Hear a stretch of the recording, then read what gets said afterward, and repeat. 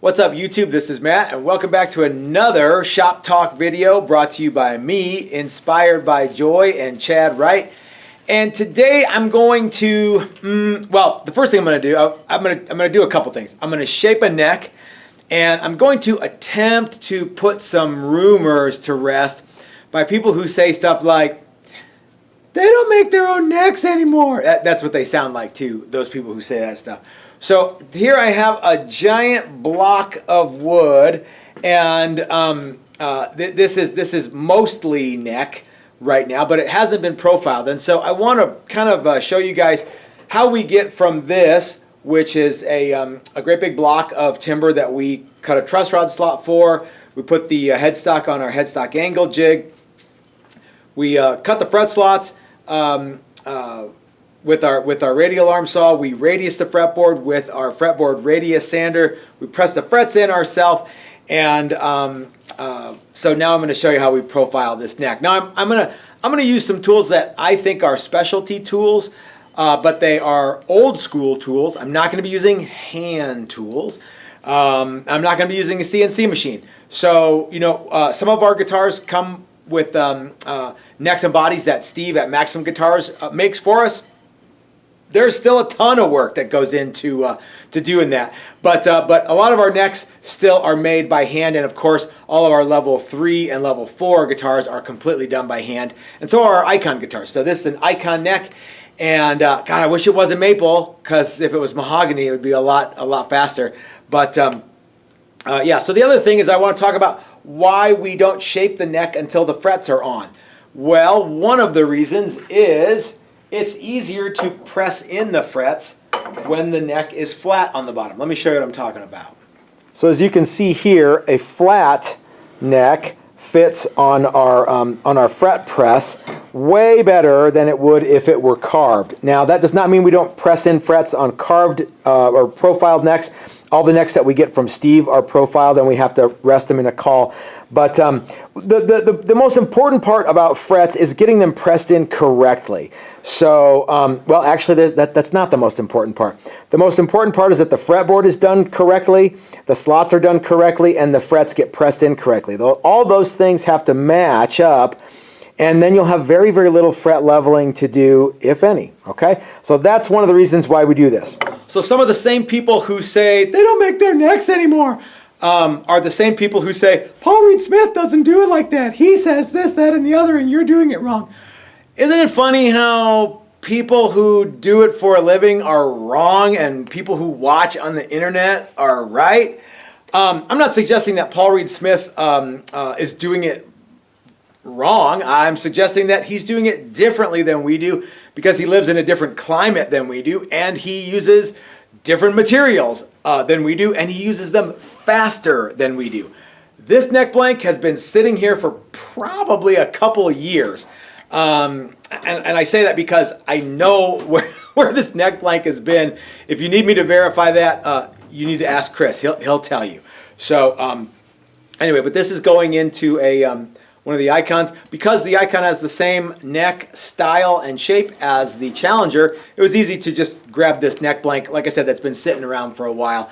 The reason I'm using a maple neck blank is because the Icon that I'm building is maple. So anyway, what I'm going to do is I'm going to show you how we go from this kind of chunky block, and I wrote myself a note on the back of this, and yes, it does have side dots. We're going to go from this chunky block to a mostly shaped neck. And remember when I said I wasn't going to use hand tools? I actually might use a couple hand tools, so I'm a big fat liar. What can I do? So anyway, I'm going to show you guys how to do it, and I'm going to show you some of the tools that we use, and I'm going to also guarantee that you have none of the tools that I'm going to show you how to use. But I think it's a fun experiment, and I think you guys might dig it. So let's jump right in. So one of the first things that we need to do is we need to figure out where the body ends and the neck begins. So the best way to do that is to take the actual body and fit the neck into it. And let me make sure I'm in the, oh crap, I'm not in the camera. And then we're just going to draw a simple line. Wow, this pencil has no lead. We're just going to draw a simple line on the neck, meaning that's where the body is. Obviously our heel is going to start way up here, but I need to know my point of no return. The next thing I'm going to do is I'm going to measure 1 inch from the fretboard, and I'm going to remove with a saw all of this material here, but I want to make sure I don't go to my line, so I'm going to come out, let's maybe come out like about 1 inch. Okay, so I'm going to remove all of this right here. Okay, I'm also going to rough cut my my headstock thickness. Let me see if I can get this in the old camera here. I'm working without a net, people. I like to go about 5/8, maybe a little less than, and then let me see here. Okay, so that's my thickness of my headstock. I don't want. Okay, I also want to draw my volute area. Remember, the volute area comes directly underneath the nut. Okay, so we need to remove all of this stuff, but we want to keep all of this stuff. Okay, and we're going to shape this down as we go. The whole point of this is that we remove a bunch of material with a saw that we don't have to turn into powder or dust. Okay.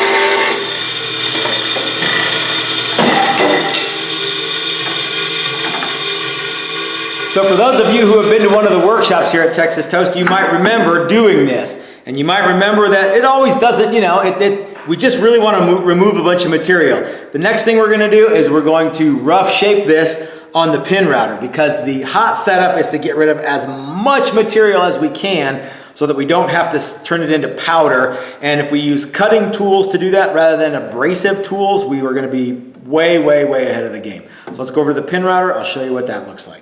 All right, so I've got my neck chucked up in my super cool neck routing sled jig thing, and I've got a 7/8 round over bit in my pin router. Remember those people I was talking about with the really high voices? They're always the ones who say, "Why don't you use one of those neck shaping bits?" And I say, like this? Well, I have one, and I'm just not a super huge fan of this. So I like just the plain old 7/8 round over. I think that's better. But give these a try and see what you think. I have tried them, and I don't, you know, it's just not my cup of tea. And a lot of that has to do with because of the way I shape necks after I do this. So that's why I'm not using this guy here.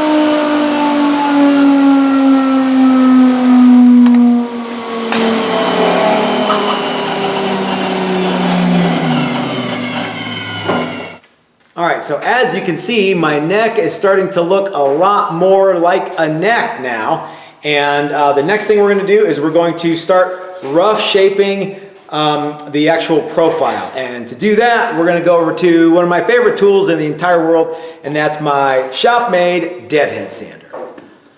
So I've made a handful of videos about my deadhead sander, my shop-built tool.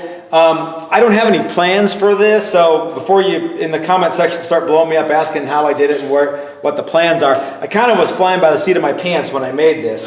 But you can see what happens is I've got a platen here. This isn't a true deadhead, by the way, but I have an extended platen here that's going to help me get in and shape my neck with a little more speed than I would if I was doing it by hand. A couple things you would definitely want to have is a set of calipers, and I really like these StewMac neck profile tools.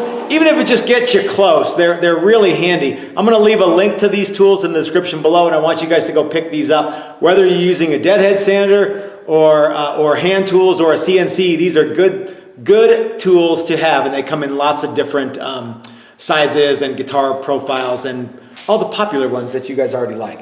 All right, so I'm going to do this, and the other thing you're going to need to have is a vacuum, because if you don't, dust and crap is going to fly every which way. So have a vacuum hooked up, and we're just going to go for it.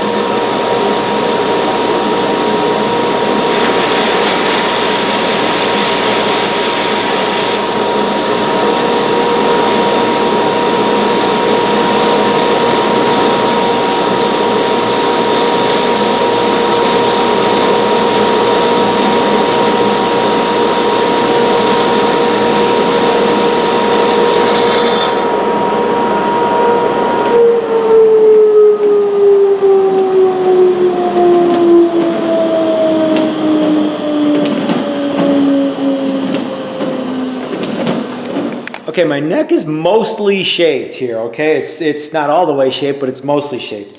Now it's time to fine tune the transition from where the headstock stops being a headstock and starts being a neck, and same on the heel end. But I've got my camera aimed at the headstock. So what I want to do is mark where my volute is going to go, right about here. And that means that I need to scooch all of this stuff back to this line. Okay, and of course I'm going to do that on my old man machine. Now you might have seen me getting some of this stuff cleaned up on the deadhead sander, but really I'm just kind of trying to make it, get a bunch of the material removed, because the deadhead sander has a 36 grit belt on it, and my old man machine has a 60 grit belt. So it's the 36 grit belt, of course, removes material faster. So we're going to remove all of this stuff and get it the same thickness that it needs to be and establish our volute transition. All right?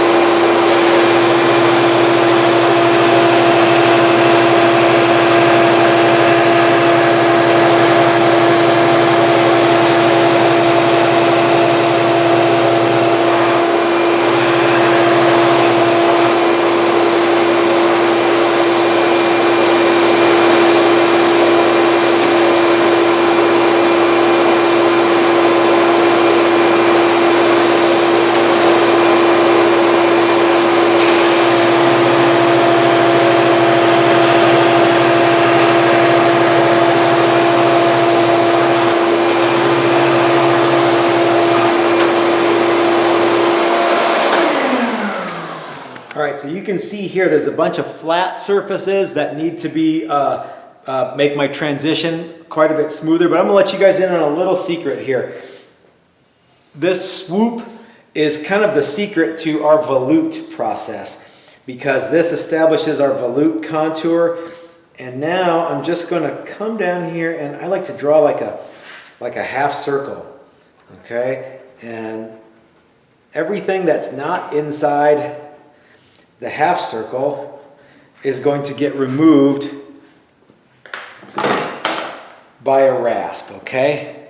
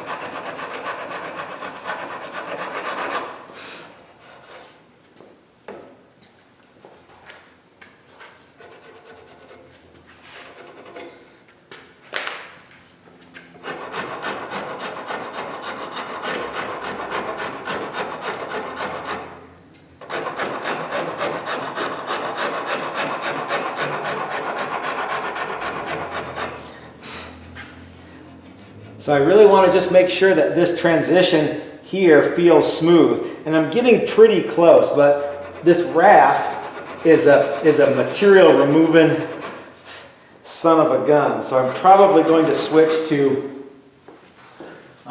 here's some 80 grit paper on a block. This will make stuff, it'll still remove material, but it'll remove it slightly less aggressively. Okay, and again, what I'm looking for is a smooth transition with no gaps, no bumps, nice and smooth, just like a guitar neck should feel, okay? So that feels good. Now all I got to do is make the other side match, which should be pretty easy, because I've done this a couple times. I feel sorry for people with pointier headstocks than this, because I like to put my belly into the headstock when I'm shaping and profiling stuff. If you have a super pointy headstock, you're going to get impaled. Okay. So there you go. And we'll just kind of smooth everything out. And it looks pretty good, and it feels pretty good too. Now there's some more sanding and shaping that I'm going to have to do, but you guys, I think you get the point of what's going on here. We want a smooth transition from where the neck stops being a neck and starts being a headstock, and a smooth transition from our volute into the neck. So always be feeling this area. Always be, if you look at it, you'll see some stuff, but your fingers and your thumbs will tell you more than your eyes will, okay? So now, let's start working on the heel.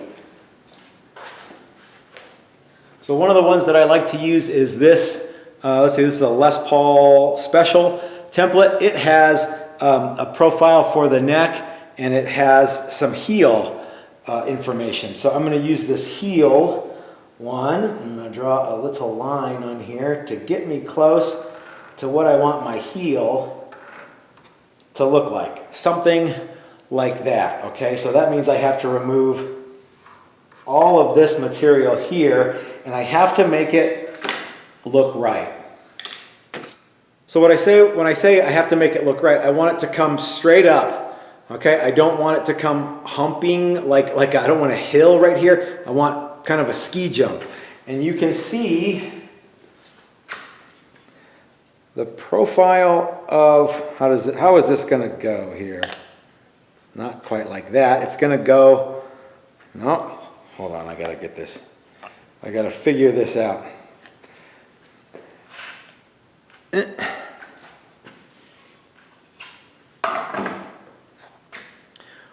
We want our neck to look a little bit like this. Okay, this is actually part of the heel template. So notice it comes straight. So if we're looking at it like this, it kind of looks like a ski jump. But if you're looking at the fretboard is up here, you want it to come straight down, and then there's a flat spot right here. That's this part of the neck. So what we want to do is we want this to come, we want it to look like that. We don't want it to look like that, okay? And it's easy to get this if you sand and sand and sand and try to round everything over. It's harder to get this, and this is what we want. Now, remember what I said? I'm going to use a bunch of tools I'm pretty sure you guys don't have. The next tool that I'm going to use, I'm pretty sure you probably have, and if you don't, it's easy to get.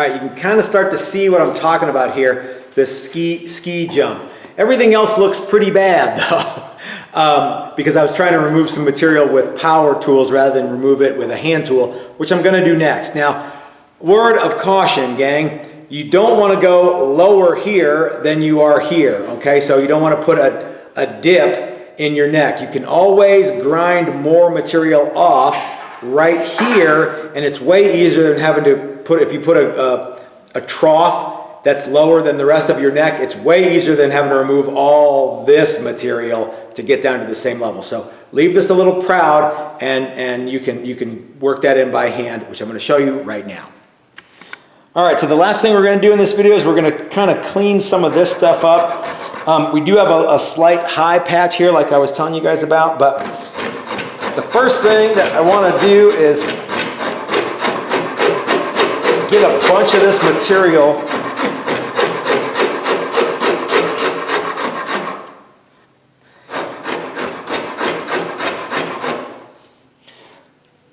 off of the side, okay?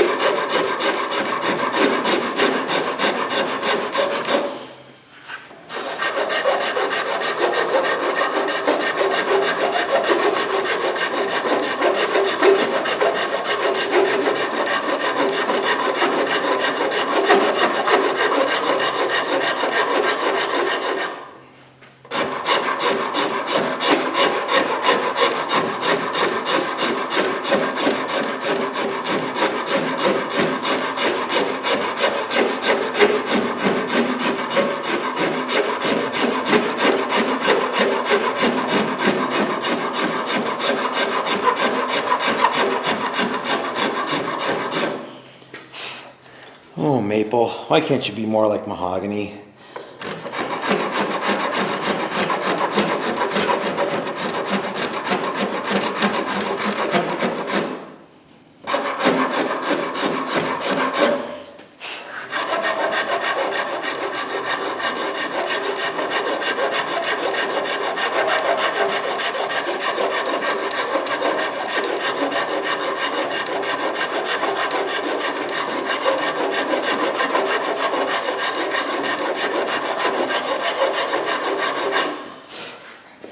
Whew.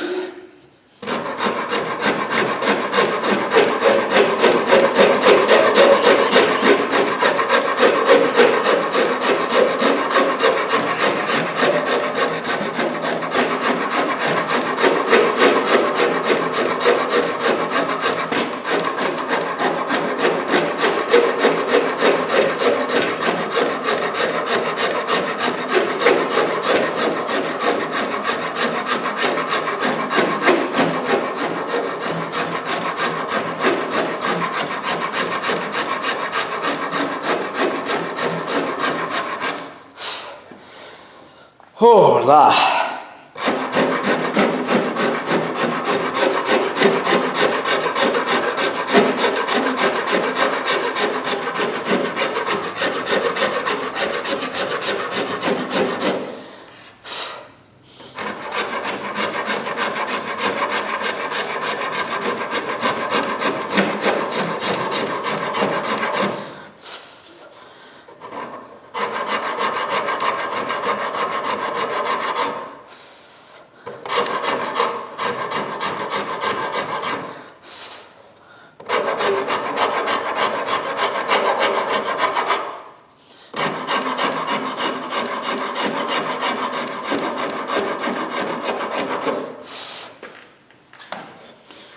All right, that looks pretty close.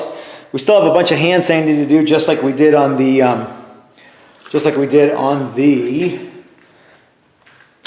headstock area. But you know, it's more of this kind of thing.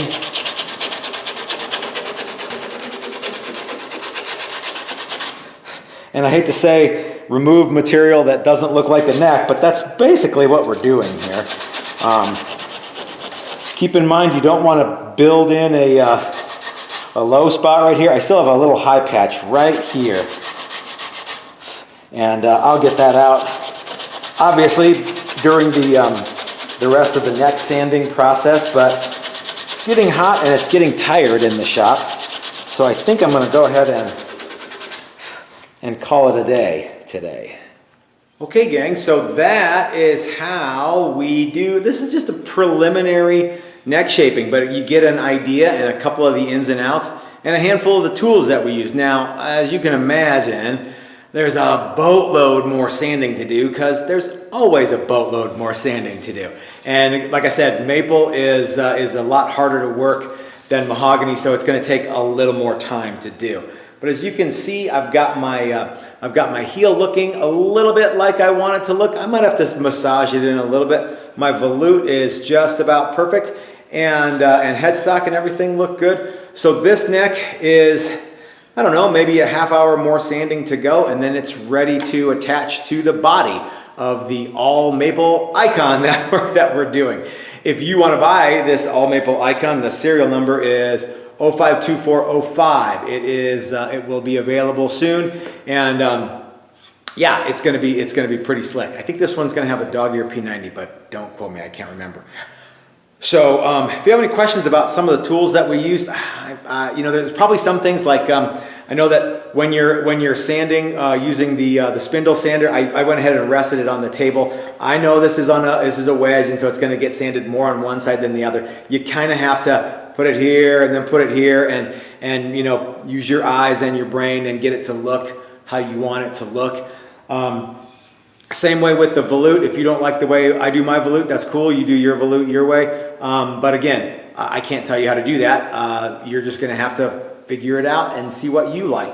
If you want to come to one of our workshops and build your own guitar, please check out TexasToastGuitars.com. All the workshop information is up there. And don't forget to get you some of these. Do I have any? Oh, yeah. Don't forget to get you some of these StewMac neck profiling jigs, template things. They're pretty cool. This one is for a 54 Les Paul. This is the 11th fret. Let's see how close I come to the... Actually, that's pretty good, although mine is flatter. I don't know if you can see it. Mine has a little bit of light shining in there. I could probably stand to take some off the shoulders of this neck. In fact, I probably will do just that. Okay, so, but anyway, you can always take more material off, right? I tend to make the same neck over and over again, and they're actually, this neck feels really good.